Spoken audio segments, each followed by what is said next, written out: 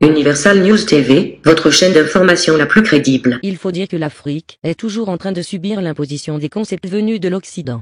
L'Occident veut toujours forcer l'Afrique à adopter des faux concepts qui n'ont rien à voir avec son émergence, ni de sa culture. La démocratie occidentale par exemple, est un concept occidental imposé de l'extérieur par les anciens colonisateurs. Dans leurs différentes interventions, le professeur Jean-Emmanuel Pondy et le professeur Théophile Obenga n'ont pas manqué de décrier et condamner cet état de choses. Mais pourquoi l'Occident cherche toujours à imposer des concepts fumeux à l'Afrique? Quels sont les enjeux? Suivons maintenant l'analyse de la situation par le professeur Jean-Emmanuel Pondy et le professeur Théophile Obenga. Suivons. Quand on nous parle de développement, quand on nous parle des pays du tiers-monde, quand on nous parle des pays émergents, tout ce discours n'a jamais été élaboré par nous. Jamais. Vous prenez le terme développement. C'est Harry Truman, président des États-Unis, qui pour la première fois va le faire entendre sur l'international le 20 janvier 1949 dans son discours d'investiture à Washington DC. 20 janvier 1949. Avant cela, on n'avait pas entendu parler de développement. Il va parler, lui, du sous-développement que les États-Unis sont prêts à éradiquer en aidant les pays pauvres à aller vers la lumière et vers la richesse. Je vous dis qu'en relations internationales, il n'y a pas de philanthropie. Il n'y a pas d'humanisme et d'humanité comme ça, pour rien. Or, c'est la première fois qu'on entend parler du sous-développement et du développement. Quand on entend parler du tiers-monde, encore, ce n'est pas les Africains qui ont inventé ce concept. Le tiers-monde est un concept qui a été pour la première fois présenté et articulé par l'économiste démographe Alfred Sauvy en 1952. Vous prenez un autre concept qu'on appelle les pays émergents. Là encore, les Africains ne l'ont pas inventé. Pays émergents, c'est une expression utilisée pour la première fois par Antoine Akmael. Akmael, ça s'écrit A-G-T-M-A-E-L. Antoine Akmael. A-G-T-M-A-E-L. Économiste néerlandais, c'est-à-dire hollandais, qui travaille à la Société financière internationale. SFI, donc qui relève de la Banque mondiale. Donc c'est un concept encore de la Banque mondiale et du FMI. Et quand on parle des programmes d'ajustement structurel, parce que c'est dans tout ceci que nous évoluons, c'est dans ce concept que nous évoluons, ces différents concepts que nous répétons à longueur de journée. Programme d'ajustement structurel est un terme dérivé de l'anglais Structural Adjustment Programs, qui désigne la mise en place des réformes économiques, mais écoutez-moi bien, préconisées par la Banque mondiale pour sortir les pays qui en font usage de la crise économique. Mesdames, Mesdemoiselles, Messieurs, la remarque centrale qu'on peut tirer de tout ceci, c'est que nous évoluons dans un univers que nous n'avons pas créé, que nous n'avons pas imaginé et que nous n'avons pas conçu. Et ceux qui inventent ces approches ne connaissent pratiquement rien de l'Afrique. Pratiquement rien. Et ils espèrent qu'avec le contexte qui est chez eux, ce qui marche chez eux va également fonctionner chez nous. Et là se trouve tout le problème, parce que ce n'est pas le cas. Je vous donne un exemple simple. Quand vous prenez la Banque mondiale et le FMI, on vous dit « est pauvre toute personne qui a 2 $ et qui vit de 2 $ par jour ». C'est bien cela. Est très pauvre toute personne qui a 1 $ par jour et qui vit avec. Mais dans nos villages, personne n'a 2 dollars par jour. Personne n'a 1 dollar par jour. Comment vivons-nous? Par une toute autre logique. La logique de solidarité culturelle économique. C'est-à-dire le troc. Moi j'ai une chèvre, vous avez un régime de plantain, on échange. Moi j'ai des ignames, vous avez un coq ou une poule, on échange. C'est comme ça que vivent 90% des ruraux africains aujourd'hui. Or, par rapport à la Banque mondiale, ces personnes n'existent pas dans leur typologie, n'existent pas dans leur analyse. Et donc, cette analyse, cette approche de la Banque mondiale est totalement fausse par rapport à nos réalités. Voilà pourquoi je dis, il faut que nous les Africains, nous nous réveillions et que nous présentions des schémas d'analyse qui correspondent à nos réalités. Parce que pour la Banque mondiale, ce que je viens de décrire, ce sont des zombies, c'est des morts vivants, c'est des gens qui n'existent pas. Parce que ce n'est pas dans leur typologie, c'est-à-dire dans leur classement. Ça, c'est un exemple, il y en a comme ça des dizaines. C'est très important de comprendre cela. Maintenant, pourquoi fait-on l'unité, disons, africaine? Moi, je crois que ces choses-là, si on comprend bien un peu le passé, on a eu 5 siècles, je dis bien 5 siècles d'esclavage. On a détruit l'Afrique. Pas de population, etc. Mais on renaît. On a détruit les sociétés. On a fait la colonie belge ici, colonie française, colonie allemande, colonie. On était propriétaires d'autrui. Ils ont pris les choses dans leur musée. Ils ont tout fait. Ils ont pris comme moins de rien. Les nègres, ça ne valait rien. On a souffert tous ensemble du colonialisme occidental. On a souffert tous ensemble de la rapacité de l'Occident. Ils ne veulent jamais nous lâcher. Ils créent les banques mondiales, ils font les aides. Moi, je n'ai jamais vu un pays se développer avec des aides. Qui aide la Chine, qui aide les États-Unis, qui aide la Belgique. Les aides. On va vous appuyer. Appuyer pourquoi? Et on appuie comment? Bon, maintenant, c'est accompagnement. On veut des accompagnements. Qui accompagne les États-Unis? Qui accompagne la Chine? Qui accompagne l'Allemagne?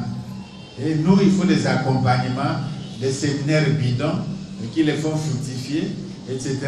Donc, on nous berne toujours avec le vocabulaire, les concepts d'émergence, développement durable. Mais si un développement ne dure pas, il n'est plus un développement. Il doit durer, il est automatiquement durable, pas la peine de faire la redondance. Donc, je fais un développement qui n'est pas durable et j'appelle ça développement. Non, un développement doit durer. Et pour ajouter développement durable. Est-ce que Trump parle de développement durable? On parle de développement. Les Chinois parlent de développement durable. Non. Nous, on nous embrouille développement durable, etc. On dit faites les appuis, on va vous appuyer, on va vous accompagner. Donc tu es là, je t'accompagne. Mais je t'accompagne en faisant quoi? Donc finalement, si nous faisons l'État fédéral, c'est pour la sécurité et la protection du peuple africain. Parce qu'on peut nous atteindre de tous les points. Il faut la protection et la sécurité du peuple, la première mission. La deuxième mission, c'est de contrôler les richesses, les matières premières, les richesses maritimes, géologiques, minières, forestières, en faveur des peuples africains. Ce qui signifie les administrateurs, les ministres, les présidents, il faut les gâter pour qu'ils ne volent plus. Mais si il n'y a pas de corruption, il y a la loi, etc. Elle serait pour le peuple africain, pour la jeunesse africaine. Ensuite, créer des grands centres, des grandes universités que vous mélangez. Vous êtes africain, vous êtes chez vous. Vous faites la licence ici à Kinshasa. Vous faites votre master degree au Kenya, le même système. Vous faites votre PhD au Ghana, c'est le même système. Nous sommes africains, nous ne sommes pas francophones, anglophones, lusophones, hispanophones. Nous sommes africains, parlant toutes ces langues-là, avec notre conscience, etc. Il faut faire aussi, lancer les grands travaux architecturaux, de l'agriculture, la pêche, l'élevage, à grande échelle pour nourrir l'Afrique, etc. Pour nous faire la mer, contrôler l'océan, c'est très important. on ne peut pas laisser la mer à un seul individu qui a tous les ports de l'Afrique. L'import-l'export, c'est les privés africains, l'État africain doit faire ces choses-là. Et ensuite coopérer avec tous les autres. On n'est pas égoïste, on coopère, on travaille avec les autres, mais en toute liberté, en sauvegardant nos intérêts. Je crois que les perspectives sont lancées, c'est clair, vous connaissez ces choses-là, on vous enseigne ces choses-là, on fait que répéter, vous les connaissez, etc. Ça peut permettre un échange, un débat, ce qu'a dit le professeur Jean-Emmanuel Pondy, et puis etc. Vous connaissez ces choses-là. Vous avez lu, vous êtes grands, vous êtes des jeunes, pas des jeunes intellectuels, donc ils connaissent ces choses-là. Mais c'est un échange de les points de vue, parce que nous sommes, il y a des problèmes à résoudre, des problèmes importants à résoudre, à faire pour nous qui sommes présents, et pour les jeunes qui viendront après vous, et pour ainsi de suite. Parce qu'il faut le faire, et il y a une dignité, à faire ce qu'on a à faire ici sur Terre. Je vous remercie.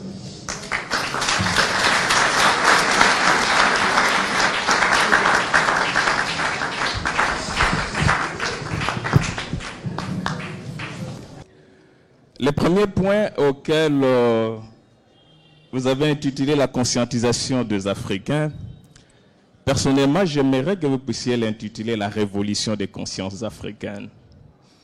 Révolution dans le sens que si on fait l'état de lieu de l'Afrique, comme vous venez de le faire à travers vos deux exposés, on réalise que l'Afrique est encore au fond, il faut beaucoup d'énergie, il faut un esprit révolutionnaire dans son sens le plus complet pour qu'on puisse arriver à ces projets de l'Union africaine.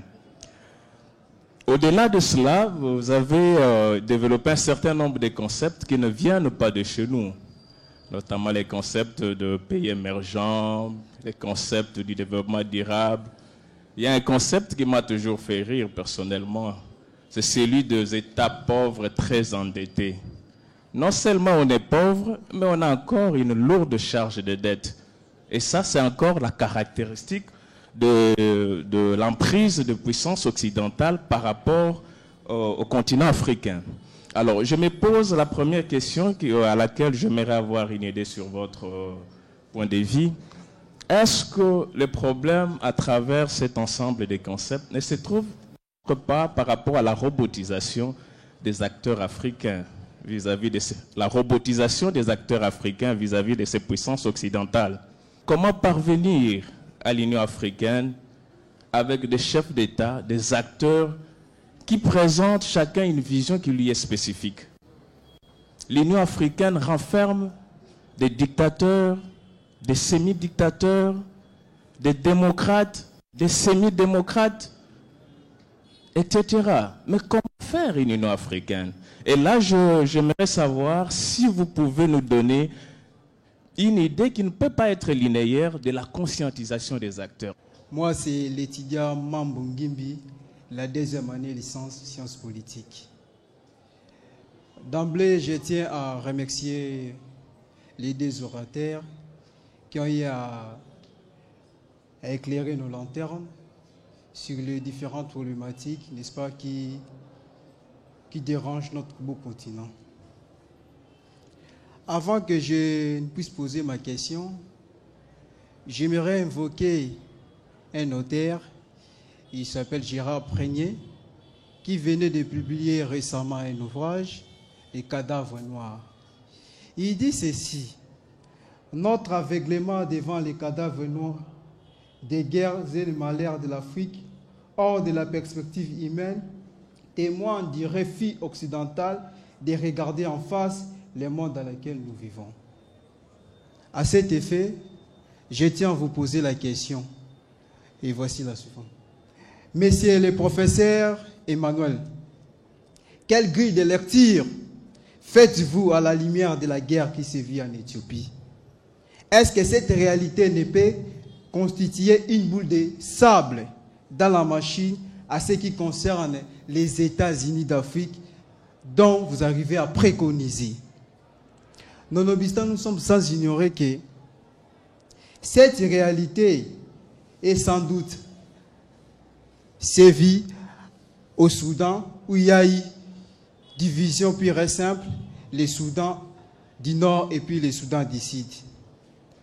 Toujours dans cette lumière des questions, cette fameuse affaire tend à venir dans notre pays, la République démocratique du Congo, même dans votre pays, le Cameroun, le pays d'Amadou Ahidjo. J'aimerais clore en disant que cette même réalité-là tend à rattraper le Sénégal, plus particulièrement soutenu par la fraction de Casamance. Je dis et je vous remercie. Aujourd'hui, le combat est beaucoup plus mental que physique. C'est le mental de l'homme noir qui est aliéné. Comme nous dit l'auteur ivoirien Jean-Marie Adiafi dans son livre intitulé La carte d'identité, l'auteur dit « Le peuple africain est aliéné ». Et pour faire disparaître le peuple, il faut seulement... Pour aliéner un peuple, il faut le faire disparaître ses références. Et quelles sont les références d'un peuple? C'est son histoire, sa culture, sa tradition, sa langue, et ainsi de suite. Ne pensez-vous pas qu'il faut commencer avec le système éducatif pour instaurer des cours à l'école primaire, secondaire et professionnelle pour qu'on l'enseigne aux étudiants, aux élèves, les valeurs africaines, l'histoire des Africains? On peut construire par exemple les États-Unis d'Afrique, je ne refuse pas, c'est un dido que j'ai sali d'ailleurs en passant. Mais est-ce que si le combat est encore mental jusque-là, qu'allons-nous faire pour revenir à cette fin? Maintenant, tout est au niveau de la conscience. Tout est au niveau de la conscience.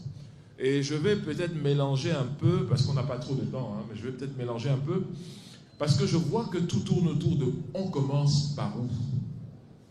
On finit par quoi ?» En fait, ce qu'il faut, c'est déconstruire un discours qui est en notre défaveur et qui est construit sciemment pour continuer à nous conserver à perpétuité dans le rôle de consommateur et non de producteur et d'innovateur. C'est ça l'objectif. Dans d'autres laboratoires, l'Afrique a un rôle. Consommer ce qui est produit au nord et remettre à la disposition du nord nos produits pour qu'ils soient transformés là-bas et nous soient revendus. C'est ça le schéma. Une fois qu'on connaît ce schéma, on doit ne pas s'y conformer. Et il ne faut pas demander la permission à quelqu'un. Les Chinois n'ont demandé la permission à personne. Ils se sont organisés, ils ont pris un objectif, ils ont pris les modalités pour atteindre l'objectif et ils s'y sont mis. Aujourd'hui, c'est la première puissance commerciale du monde. Ils ont fait le contraire de tout ce qu'on leur a dit de faire internationalement. Mais ils ont toujours regardé quoi? Leur intérêt particulier. C'est tout. Donc il faut que les Africains arrêtent d'aller demander dans telle capitale, est-ce que ça va? Dans telle autre, est-ce qu'on peut faire cela? Et il faut arrêter l'infantilisation permanente de l'Afrique qui est faite avec notre propre caution. Par notre façon de nous comporter, nous permettons d'être pris pour des enfants. Donc, tout à l'heure, une question a été posée sur la dictature. Bon, voilà des termes qu'on n'utilise jamais pour les autres continents. La dictature. L'exemple de dictature, semble-t-il, serait Mohamed el-Kadhafi. Je dis non. Ce monsieur était, sur le plan politique, quelqu'un qui n'acceptait pas la contradiction. C'est vrai. Mais sur le plan économique, il n'y avait aucun pays au monde comme la Libye de Muammar al-Kadhafi. Pourquoi je le dis? Et ça, il faut le savoir, mesdames et messieurs. Parce qu'on ne vous le dira pas. Et on va toujours vous entraîner dans des faux problèmes en vous montrant des fausses questions. Qui veut noyer son chien l'accuse de rage. Résolution 1973 du Conseil de sécurité, soi-disant pour protéger les Libyens fragiles et faibles, mais curieusement à qui on avait déjà donné des armes, qui avaient été parachutées. Ces civils-là, entre guillemets. La résolution finalement s'est avérée être là pourquoi? Pour éliminer un président en fonction. C'est du jamais vu. C'est extrêmement grave. Donc, qu'est-ce qu'on appelle le dictateur? Je m'en vais vous donner ce que vous ne savez peut-être pas. J'ai été 4 fois en Libye, pas sous l'invitation de M. Kadhafi, non. Je suis allé là-bas comme membre de l'équipe et chef du service, chef du groupe des experts de l'équipe du président d'Afrique du Sud, Thabo Mbeki, président Thabo Mbeki. sur les questions du Darfour. Il nous a reçus, lui, une fois, mais je suis allé là-bas 3 autres fois. La Libye que j'ai vue, pas qu'on m'a raconté dans un livre, se présentait de cette façon-ci. Tout l'électricité et l'eau gratuite pour tous les ménages libyens. Je vous demande de vérifier tout ce que je vais vous dire ici.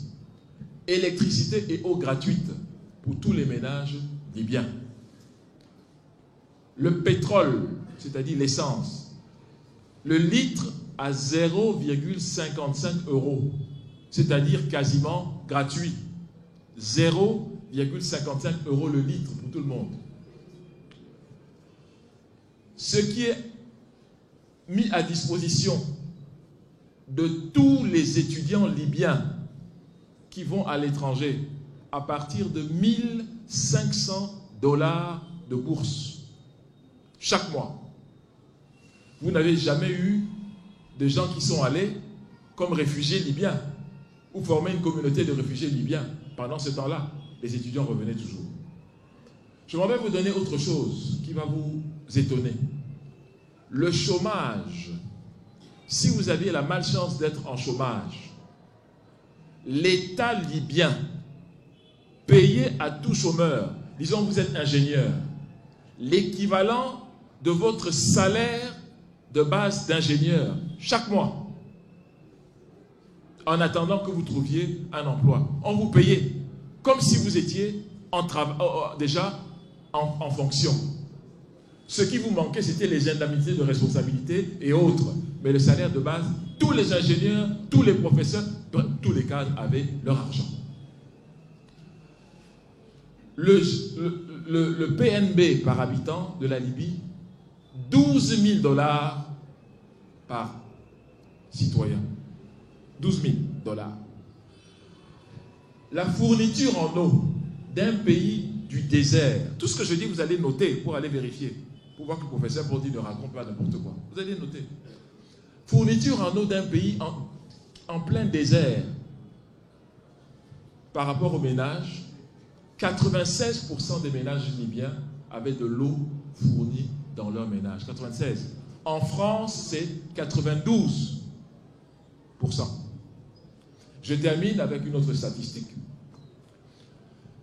Chaque ménage libyen, c'était un droit d'avoir un logement, pas une faveur.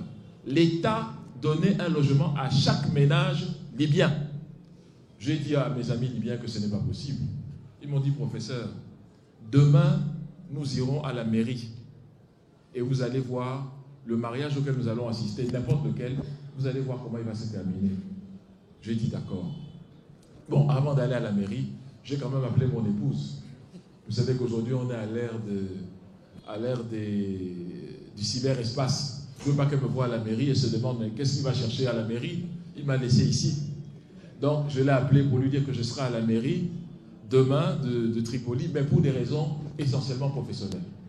Je suis allé à la mairie, j'ai assisté à un mariage, et à la fin du service du mariage, le maire a dit, je le retiens encore bien, vous avez demandé dans le dossier que vous avez remis plutôt un appartement qu'une villa dont voici les clés.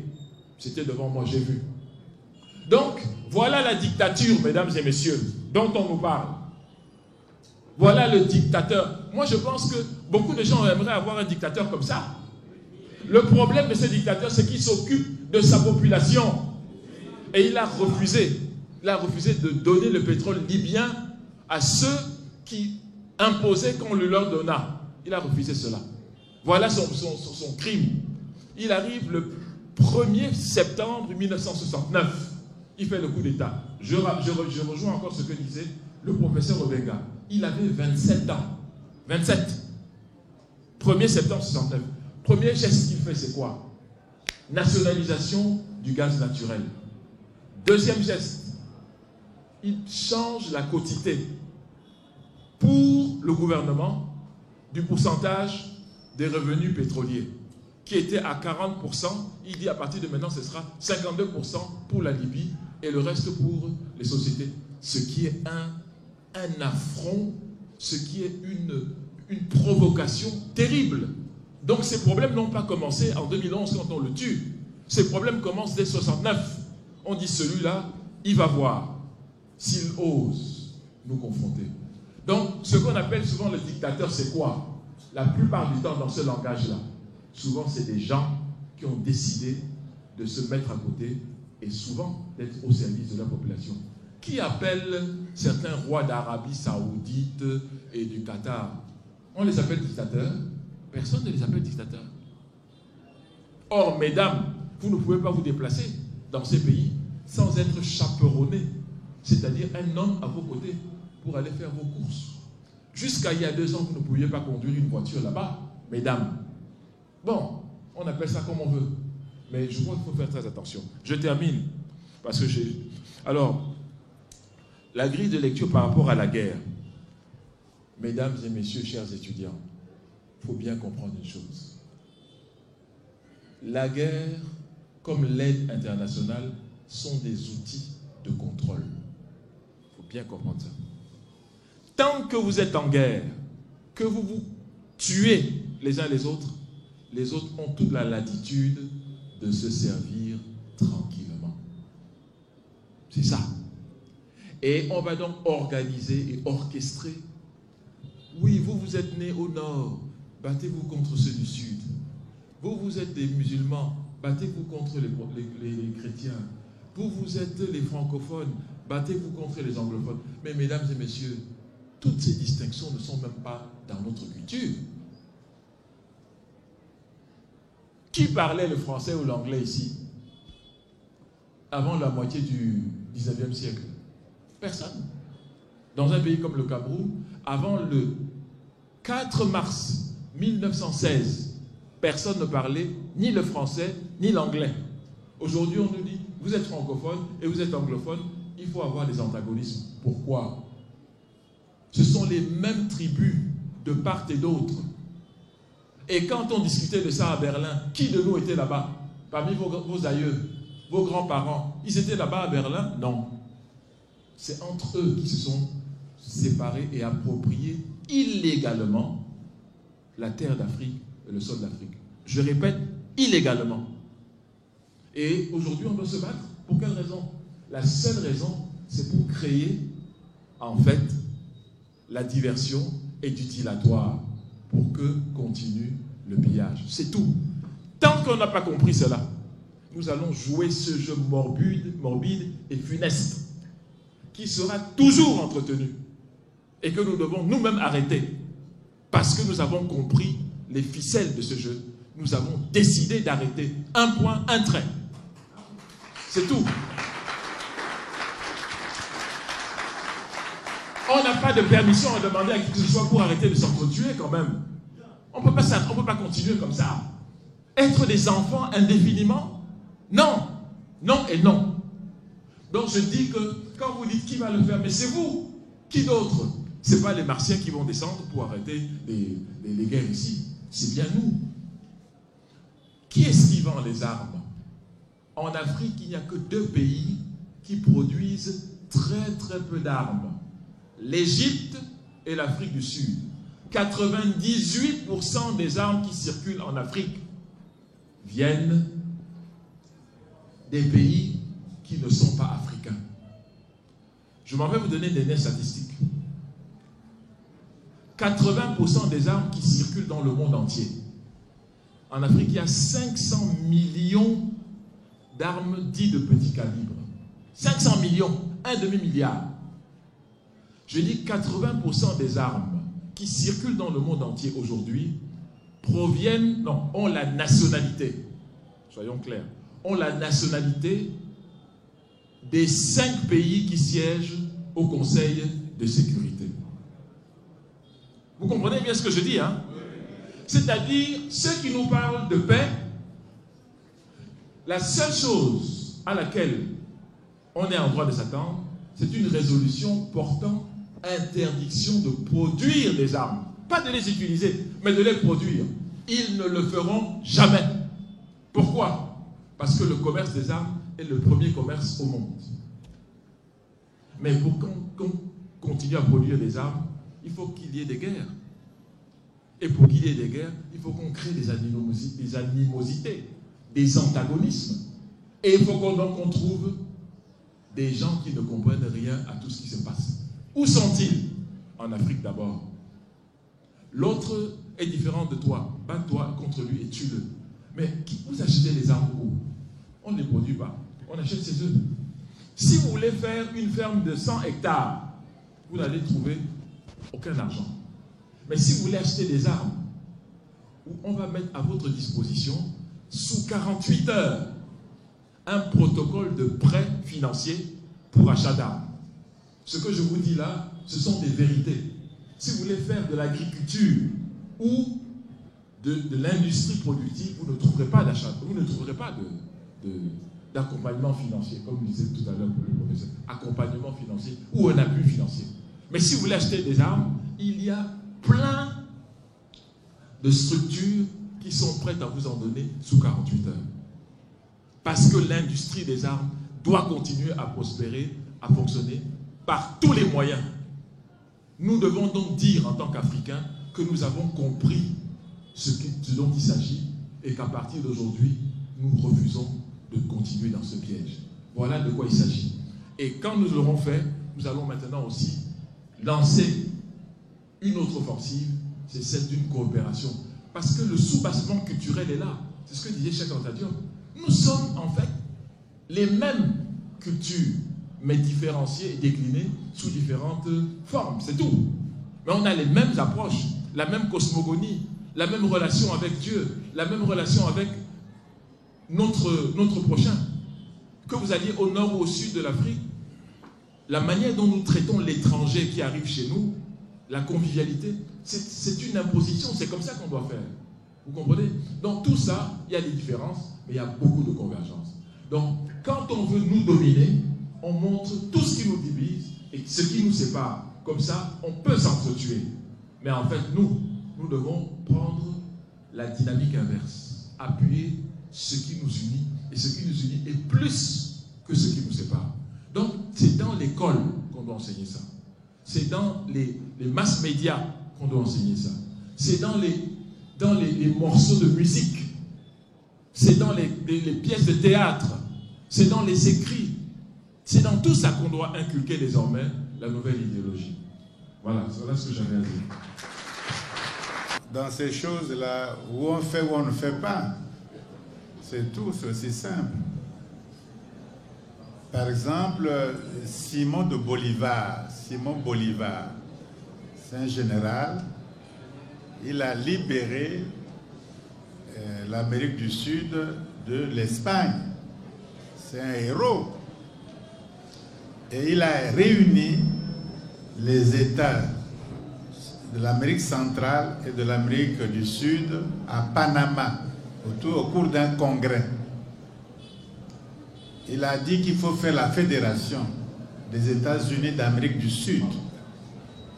On parle la même Espagne, la même langue, on est tous espagnols. Même le Brésil parle portugais, ses voisins. On est riche, plus riche que les États-Unis, la forêt, le pétrole, tout ce qu'il faut. Et on a la même religion, on est tous des catholiques, etc. Il y a beaucoup d'atouts. Et nous venons tous de l'Espagne, en réalité. On est espagnols. Faisons l'unité, la fédération. Oh non, c'est trop tôt, on n'est pas prêt, chacun veut être présent chez lui, etc., etc. Et ils n'ont pas fait la fédération. Aujourd'hui, aucun pays de l'Amérique du Sud n'est écouté dans le monde, politiquement parlant. On les connaît quand ils vendent le marijuana et la cocaïne. C'est là qu'on les connaît. Qu'on a attrapé des camions de cocaïne, ce qu'on appelle les narcotrafiquants là.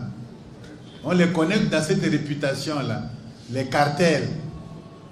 Alors qu'ils sont plus riches que les États-Unis. Ils ont loupé, mais ils en sont où? Tous ils vont au Guatemala, ils quittent les États-Unis, dans leur pays, ils vont en Amérique, non? Trump a fait la frontière, il foutait le camp. Allez chez vous. Et à la frontière, le Mexique, ils viennent tout le temps. Il dit, vous venez faire la drogue ici, allez faire ça chez vous. Vous avez refusé.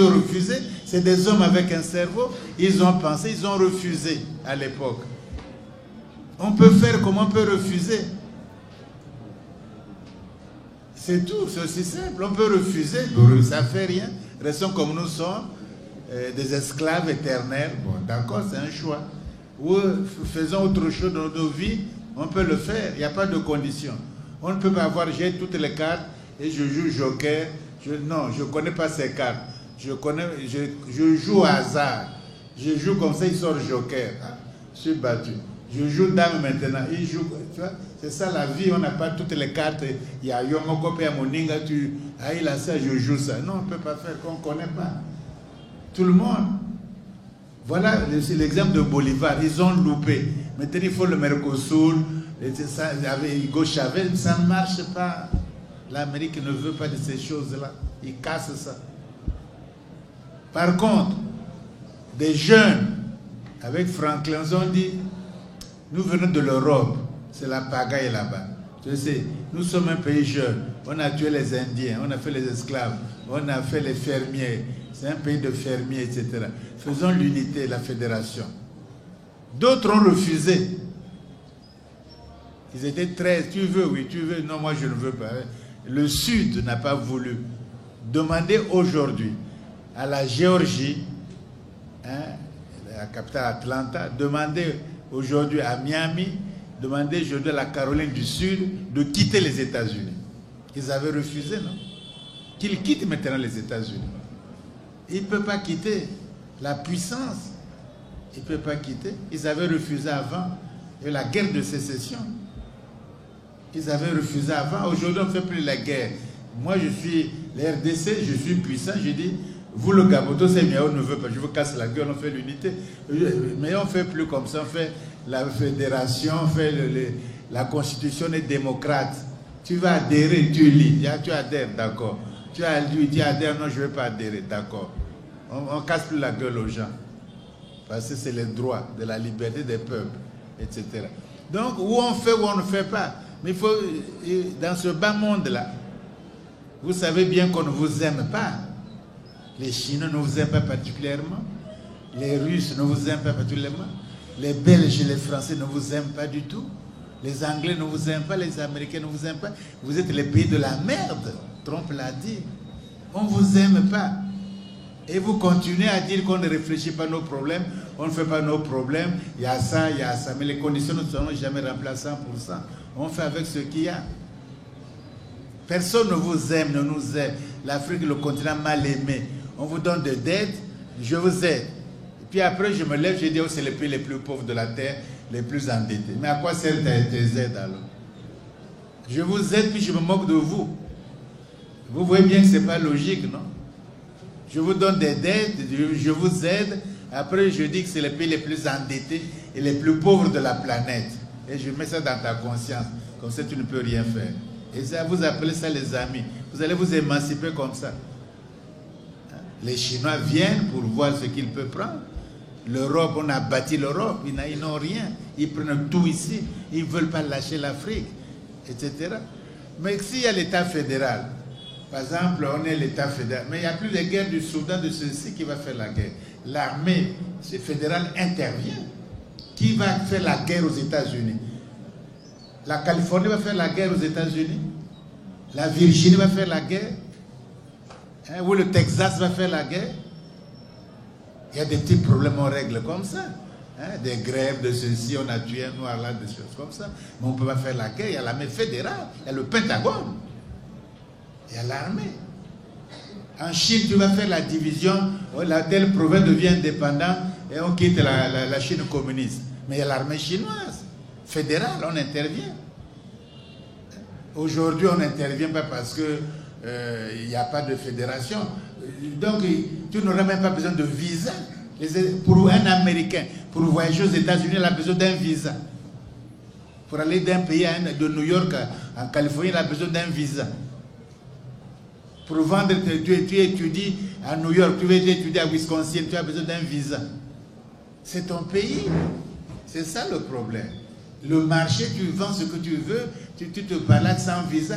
Aujourd'hui, vous n'avez pas d'État fédéral. Et l'Union africaine s'amuse à faire un visa. Qui utilise ce visa même? Le passeport, soi-disant. Africain, mais vous n'avez pas d'État. Qui va utiliser ça? Et quel est l'État qui signe votre passeport? L'Union européenne n'est pas un État. Il n'est pas reconnu aux Nations Unies comme État. C'est des trucs qu'on fait comme ça pour imiter la France qui a fait le Schengen. On imite. À propos de l'Union africaine, on a fait d'abord l'OUA. Les Kwame Nkrumah voulaient faire un État fédéral. Et il y a une lettre que De Gaulle avait écrite à Kwame Nkrumah. Moi je le sais parce que Kwame Nkrumah a donné cette lettre à Lune Diop, présidence africaine, qui nous a montré ça à l'époque. Pour le féliciter, pour faire ceci. C'était de faire l'État fédéral avec les Salaciers, etc., etc. Bon, on a boycotté ça. Et on a voulu faire l'organisation de l'unité africaine, l'OUA. L'OUA, ce n'est pas un truc politique. Aucun État n'obéit à l'Union africaine, à l'OUA. Au fait, Boigny, Côte d'Ivoire, il va là-bas, il assiste, fait ses discours. Dès qu'il rentre chez lui, en Côte d'Ivoire, il envoie un ambassadeur ivoirien. En Afrique du Sud, Mandela en prison. L'OUA ne le condamne pas, il est libre, il est souverain. Là-bas, c'est un pouvoir administratif, ce n'est pas un pouvoir politique. Aujourd'hui, l'Union africaine que vous dites là, ils ont l'argent de l'Union européenne. Donc, ils donnent l'argent pour s'amuser. Ils donnent l'argent pour contrôler. Faites ça, faites les champions d'Afrique, faites des trucs comme ça, donnez les mandats, faites la renaissance culturelle, bavardez comme vous voulez. Et puis, ça n'avance nulle part. Allez suivre les élections qui sont passées en RDC, bien passées, apaisées, et tranquilles. Les élections apaisées. Donc, aux États-Unis, les élections sont aussi apaisées. En France, les élections sont apaisées. Il y a que chez vous qu'on dit c'est apaisé. Et ils font des rapports comme ça là. C'est du bidon, vous voyez bien qu'on se moque de nous. Les élections calmes, apaisées, équitables, un tel a gagné, etc., etc. Et puis ils font le rapport. Ils logent dans les hôtels véhiculés, les belles dames qui font le protocole, etc., etc. C'est tout, c'est qu'il n'y a rien de sérieux. L'Union africaine là, l'Union africaine est contre l'Afrique. C'est contre l'Afrique. Ils font rien de bon, rien de sérieux, etc. À moins que Bruxelles, l'Union européenne dicte. Ils font rien de bon. Et puis on a fait des mauvais choix. On a fait les choix de la SADC, les choix de l'OMOA, les choix de l'Afrique centrale, l'UDEAC, des Grands Lacs, les choix de ceci. On a morcelé l'Afrique. Ensuite, ils sont encore francophones. Ensuite, anglophones, on a morcelé encore. C'est bien qu'on est désorganisé maintenant. Et c'est ça qui plaît à l'Europe. Quelqu'un l'a dit là, on n'a plus d'organisme que n'importe quel État. On est dans les Grands Lacs, on est dans la SADC, on est dans l'Afrique centrale, on est dans l'Afrique des Grands Lacs ou quoi, des Grands collines. On est dans l'Afrique australe, on est dans les 1000 collines. Et vous ne payez pas les cotisations de ça aussi. Et puis on a vu quelques fonctionnaires là-bas qui grossissent et qui cherchent à construire leur maison, avoir leur retraite. Mais personne ne croit à ces choses-là. Vous faites un État fédéral n'a pas besoin de créer, on va faire la monnaie. Même Mobutu a fait sa monnaie ici, les Zaïre. Un État fédéral fait sa monnaie. On n'a pas besoin de demander la permission. Tu voyages dans l'Afrique comme tu veux. Tu es chez toi, tu fais tes affaires, tu prends possession de l'Afrique en privé ou en public. C'est tout. Voilà nos problèmes. C'est qu'on veut qu'il y ait toutes les conditions générales. Où vous faites avec les risques et ça ira mieux, ou vous ne faites pas. Et l'avenir montrera que vous n'avez pas résolu le problème, vous serez encore plus esclaves. Mais aujourd'hui, il faut le faire, on est à peu près pareil. Les RDC comme le Togo, c'est à peu près pareil, comme le Congo, Petit Congo, c'est à peu près pareil, non? Mais demain, quand ça sera ici, chaque rue, il y a des buildings de 50 étages. Ils vont refuser. Ils vont faire l'unité avec vous? Non, chacun se débrouille. Et tout le monde va vous envahir. Et vous allez faire des frontières dans le fleuve, là. Vous allez mettre chaque militaire là-bas. Non, mais oui, Mais si vous ne faites pas, ça sera envahi. Il y a tout ici, la richesse, les tout, et vous n'avez pas voulu faire l'unité comme il y a Binomoko, c'est impossible. Par tous les moyens, les gens vont venir et vous serez envahis. Les autres Africains, ils envahissent l'Afrique du Sud, on les tue là-bas, non? Hein? On les tue, les Nigériens et tout ça. On les tue là-bas. Et les Congolais d'ici aussi, en Afrique du Sud. Mais parce que on a fait, vous venez envahir. Vous venez envahir. Les Africains envahissent l'Afrique. Non, c'est l'unité qu'il faut faire et partager ensemble une puissance. Dans ce bas monde, si vous n'êtes pas puissant, vous ne comptez rien, etc. Il faut faire, si on demande trop, ça devient trop intellectuel. Il y a ça, il n'y a pas d'eau, je ne sais si. Mais parfois, quand tu maries une femme, parfois tu n'as même pas de voiture. Hein. Si tu attends que j'ai une maison à étage, j'ai un gros salaire, je suis bien retraité, je vais me marier, j'ai 4 voitures, mais c'est un peu difficile. Parfois, tu es simple étudiant, tu te maries. On a vu Mobile, on a vu moi, si tu n'as même pas de boulot encore sérieusement. Tu prends ce risque et tu prends soin de ta famille, tu te contrôles maintenant, tu fais sérieux. Il faut qu'on a ça là que je ne m'amuse plus. Parce que tu as des responsabilités maintenant. Mais si vous faites des responsabilités de faire, on ne fera jamais, rien de bon ne se fera. Il faut avoir le courage, il faut oser. Quand les exemples de la jeunesse que vous avez donnés, ils ont fait, ils n'ont pas demandé la permission. Ils ont cru qu'il faut le faire. C'est important pour l'humanité, pour moi et pour l'humanité. Et c'est vraiment important. On n'a pas toutes les cartes, on le fait quand même. Et c'est ça qu'il faut faire. Mais si on attend, ça c'est dans une classe, vous êtes boursier, il y a un restaurant, il y a les profs, vous êtes bien logés, et puis bon, on a le temps, vous faites 5 ans, même 10 ans d'université, au lieu d'avancer, vous triplez, quadruplez, vous êtes tranquille, hein, mais c'est pas ça la vie. Il faut faire vite, il faut aider l'Afrique. Il n'y a pas 1000 discussions, il n'y a pas 1000 conditions. Si c'est l'Afrique, on va faire l'Afrique. Il est désormais de la responsabilité des panafricanistes d'aider les peuples à prendre conscience des enjeux de la révolution. La révolution est la seule force historique qui soit capable de conduire nos peuples à retrouver leur identité pour s'imposer dans le concert des nations. Ici, Christine Muriel, pour Universal News TV. Merci de suivre Universal News TV sur YouTube. Nous vous rassurons que les informations que nous diffusons au quotidien sont suffisamment crédibles. Alors, n'hésitez pas à liker la vidéo si elle vous plaît, et si vous êtes nouveau sur la chaîne.